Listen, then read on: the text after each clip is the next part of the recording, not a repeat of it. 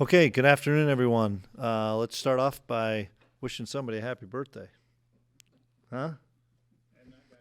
Wow, we got two birthdays in here. It's a special day, September 1st. Yeah. um, Busy day around here with it being Labor Day and having the players around a little bit more. We were able to watch the film this morning. Typically, we don't get a chance to do that because of classes.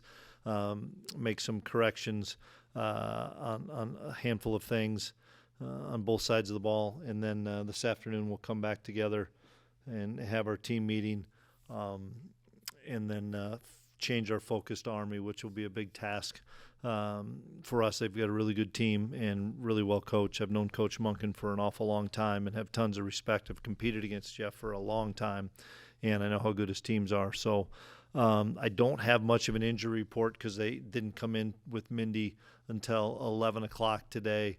And so I probably am going to be pretty vague with guys that maybe were nicked up because we haven't seen him at all yet. So we've got some things we've got to do to clean some things up and get better. It's easier to do that with a win, and you have their attention probably a little bit more when you have a win. That I was pleased with the way we finished the game, getting a stop on defense and taking a 2-minute drive, 81 yards. Great job by Avery in the offense of getting that done and then getting the stop on defense. So in the end, obviously disappointed like we talked on Saturday, but happy that the guys had resolved to find a way.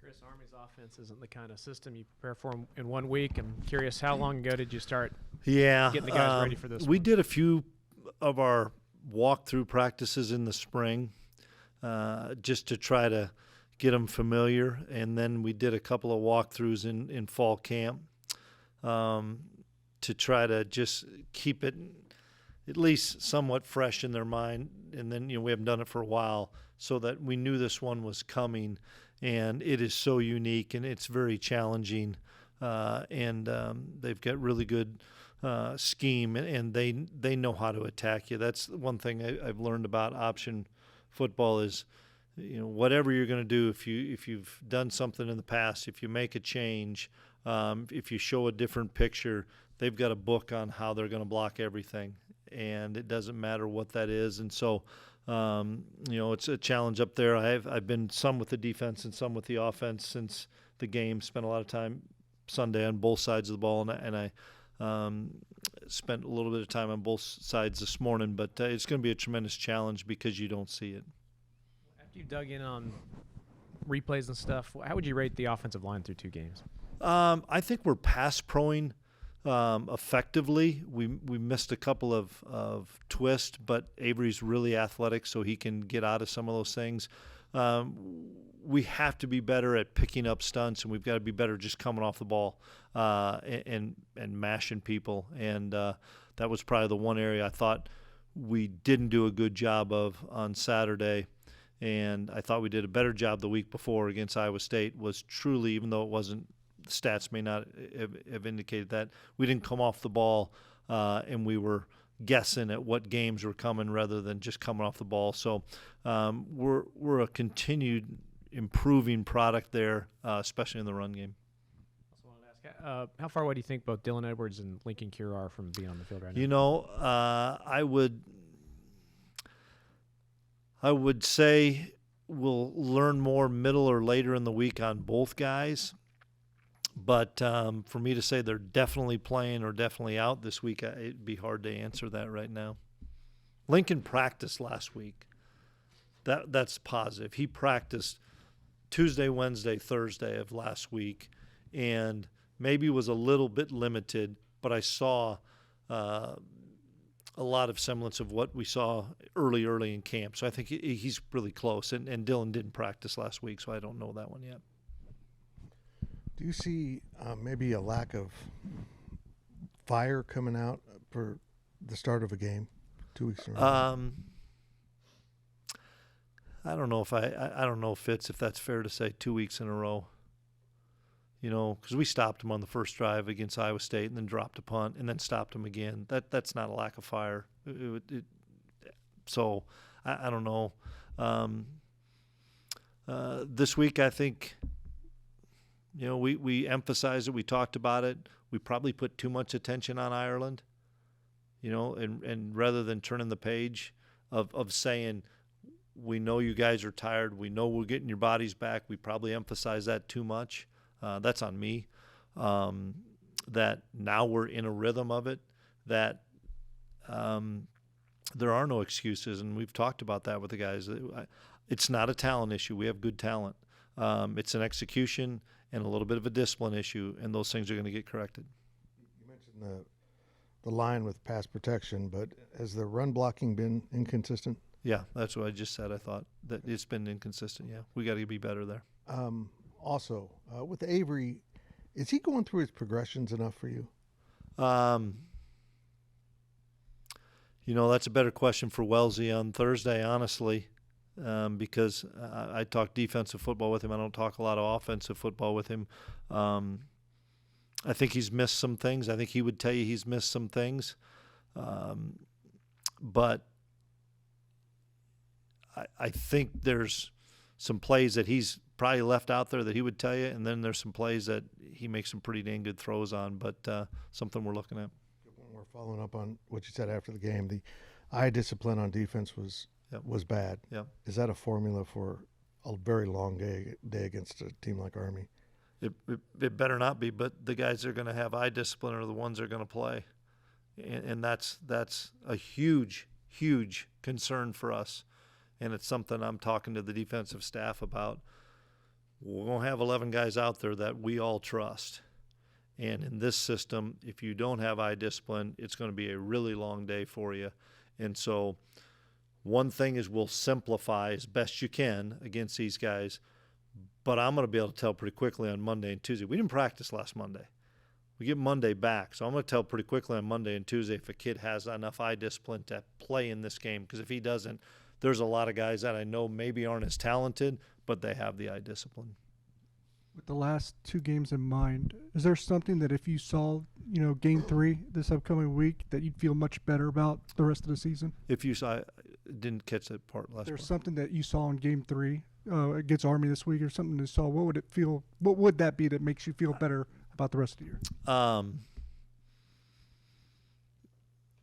Eye discipline on defense for starters, playing more physical in the offense and defensive lines, and playing faster. Some of our better players are pressing and trying to make every play rather than don't press, let the game come to you, and when you see it, hit it as fast as you can. And VJ Payne comes to mind because VJ is a really good football player that I think is pressing a little bit. And I love VJ, and I know he's going to get through it because VJ is really good, and we've seen him make really good plays. He's got to quit making everybody else make sure that they're right and continue to be a great communicator and just play faster and hit things. And I'm confident VJ will. Gus Hawkins got on the field like you wanted to? He did. Probably played 30 snaps. And that was his first game, and there were some mistakes, and there were some really good things. He picked up a twist one time in a pass pro that was really good. I think the 30-some snaps he had last week will give him even more confidence to realize that he can play at this level and play at a high level, especially going against those defensive ends that he does in practice every day, where he gets his butt kicked a few times, but it's going to make him better, and I think that experience he gained last week will help.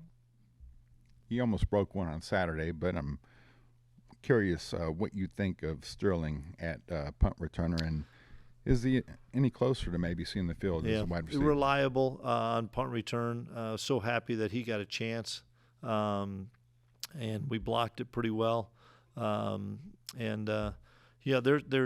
some guys that are playing too much at a lot of positions, which happened with us playing a 4-quarter last possession game against Iowa State to a 4-quarter last possession game against North Dakota that I believe not just Sterling Lockett, a handful of other positions, handful of other guys where you'd say, boy, I planned on getting him in the game, but then the game kind of changed and it wasn't what we thought it was, that in the heat of the moment you don't realize the amount of plays guys are playing until it comes back to you on Sunday.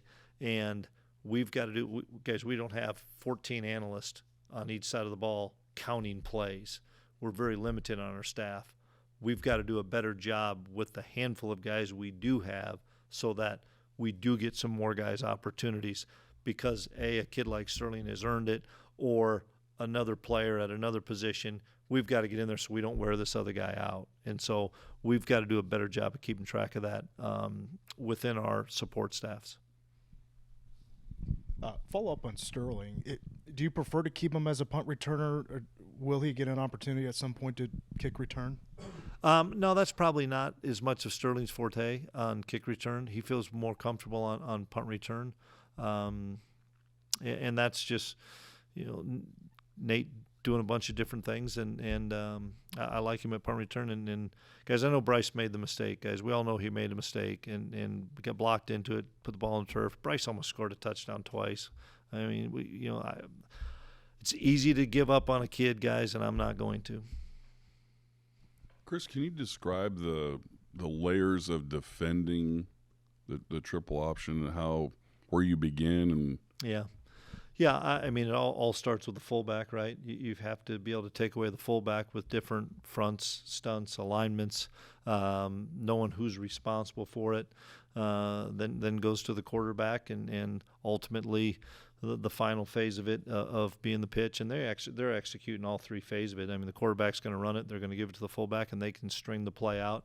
But go back to Fitz, it's the eye discipline to know that, wait a minute, nobody's got that quarterback, but I'm on the pitch. Should I just go and take the quarterback because I don't see anybody on him? Well, then you do, and the guy that was supposed to take the quarterback maybe just got off a block or got a slow read, and all of a sudden there's two guys on the quarterback and nobody on the pitch. That's the nature of this offense that you don't get to practice against every day, that you're getting 4 days to prepare on with it for it. And, I mean, if there's a silver lining is we don't play till 6 o'clock. We may practice all day Saturday. Trying to make sure that we have the right eyes and the right fits and the right spots. And then you've got play action off of that. It'd be easy if we were just all running downhill to take away all three phases. You can't. Not against Jeff Monken's team. I mean, I've been fooled before with some of the actions that you get, and ends up being a pass. And man, he's got a lot of film on us, and I've got a lot of film on the things that he's done against us. Monk was the head coach at Georgia Southern in 2011 and 12, and we played maybe the best football game I've ever been involved in 2012 in a semifinal, and it was counterpunch back and forth, and so I know how good of a coach he is, and how guys, football is football, and I've been saying that since 2019. Tarleton State, probably a pretty good team. UND, probably a pretty good team. Maybe they overlooked them. Maybe we overlooked UND. Maybe people have good teams. Maybe the transfer portal and the new people that you have in places around college football, it's not as easy as people think it is of, hey, just plug and play. You're at K-State. You're just going to do it because that's the K-State way. Well, if they didn't start at K-State, they haven't learned the K-State way. They didn't start at Army. They haven't learned the Army way. Maybe those kids fit at Tarleton. Maybe they fit at UND. College football, guys, is a real challenge right now on a week-to-week basis, not a year-to-year basis, a week-to-week basis, and that's why I'm guarded. I'm upset with some things that I saw, but you know what? We're not going to go get anybody off the free agent wire. We can cut a bunch of guys and move on a bunch of guys, but we're already down to 70-some players practicing. I can get rid of 15 guys that didn't have their eye discipline or didn't do well. Well, I'm not going to get them off the street. Once our roster locked in, you can't join it, you can't leave it. And that's what's changed about college football. We don't have 125 guys. We're down to 105 with 20 guys hurt, and we're trying to redshirt some, which obviously you guys saw we're not redshirting some because we can't afford to. That's college football now. Along with their offense, you may say all 11, but is there a layer that this offense typically stresses the most? We only have one game because last year, in my opinion, they had one of the best players in college football in the quarterback. That guy was a dude. And the one game against Tarleton, they used that quarterback a lot. He got nicked up a little bit They had some other elements with the fullback, and they've got some slot guys that are really, really fast. I don't know what they're going to do. We just have to be sound in what we're doing to defend all three phases, not knowing if the quarterback's going to play, if they're going to run him as much. Maybe they'll run him more. Maybe they'll play two guys. I don't know. I don't think we're going to know that till game time. But sometimes it's, if you can't stop the fullback, give it to him 42 times. You know, if you're always going to creep in and nobody's going to be on the pitch, then execute the whole thing. You know, it's just, what's the defense giving you? It's been a little while since we've checked in on George Fitzpatrick. How is he recovering? Really well. Excited and pleased to report the progress of his weight's coming back up. He's doing almost everything but putting the pads on yet. Full workouts, full weight workouts, running. Ran under, I think somebody said he ran about an 8-minute mile or 8:25 mile. Shoot, I don't think I could do that right now. So he's really progressing, and I don't know what that looks like, if that's end of September, it's early October, somewhere in there. That's the hope, but let's just take it on a week-by-week, day-by-day basis. But fun to see him working out and running around. And then looking back at film, how do you kind of Joe Jackson and then Devon Rice? What did you think of their play looking back? That's to Matt's point. I thought Joe played well. He played 60-some plays. That's too many. In the week before, he had to play 50-some plays or 60 plays because we lost Dylan. We have to find a way to get Devon Moore, JB Moore, whomever else, Antonio Moore. We've got to find ways so that we're not playing a kid 60 plays, and that's something that we have to do a great job of, and as a staff, of recognizing it, and then most importantly, executing it, because I think Joe's doing a really good job. I thought Devon did some good things. We cannot play that many, and I know Joe would like to play 60 snaps. We're going to be better if he plays 40. I was going to ask back to their offense with Coleman. All due respect, because I'm like you, Daly was a dude, but Coleman seems to be a better thrower. What are your concerns with that? He ran the ball really well last week too, and made some good throws. They threw the post route down the middle that I thought was a really big time throw. There's probably just not enough video evidence on him. I know we had the one game last year that he started that we've watched. It's still, what are we going to give him and what are they going to try to attack? Coach, Avery's a true dual threat quarterback, and he can be elite at it. And yet, on Saturday up until that last drive, he had like 9 yards of rushing. What's causing that? I mean, is that choice? Yeah, I thought North Dakota did a really good job of what we would call mess charging their defensive ends right to his face, so his read was always to give it. And so you can take away some of that stuff of the quarterback run by not playing. There was one play on maybe it was a 3rd and 5 or 3rd and 2 or something. It was on our sideline where their defensive end crashed inside and played Avery, and we were able to outrun him and outrun that defensive end.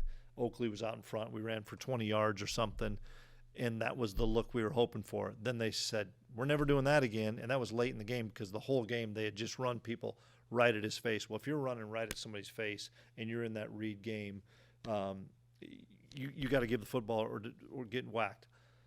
Or we can say, nope, you're going to be Joe Jackson. Get it back to you. Kick out, run G with him, run power with him, run whatever where there is no read. We're August 30th. I don't want to do that with that kid 15 times, 9 times. If we don't have to, maybe we should have, and maybe we should have had a plan for it because we were in such a dogfight. But you got to be careful about making sure that we have this kid for the whole season too. And I think Matt is really wise on that and smart on that. Say, I've probably got to get him more carries, but I'd like those carries to be on the perimeter and not strictly downhill where you're getting tangled up and maybe, he's bigger, he's more durable and stuff. But son of a gun, somebody cuts your legs out and you get an ankle, and all of a sudden now we don't have the mobility. Guys, they made a really good stunt on the second to last play of the game, and they got everybody covered. but they looped out a 3 technique against one of the fastest kids in college football, and that's why we won the game, because he's fresh enough and didn't take a bunch of hits that he was able to outrun that guy and run all the way down to the 5-yard line. And so that's what he's providing us right now when needed, rather than snap it, run QB draw or something. Also, what's the progression of the backup quarterbacks? I think we all expected we might see someone, but it didn't work out. Doesn't work out that way. So you're just in the dark like we all are. Good try, though, Fitz. Does that add to the caution, though, with Avery? Because you don't know what you have back there. Well, we know what we have back there. Okay. You don't know what we have back there. And that's the intrigue that I like.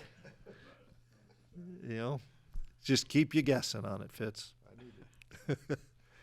Coach, I think sounds like we might have JB in here for the first time, and just curious if you could give us maybe a thumbnail sketch on his story, what you like, and maybe his potential this year. Okay, we got 3 different JBs that I call, so which one you having in? The tall one that catches passes. Okay. We got JB Price, we got JB Nelson.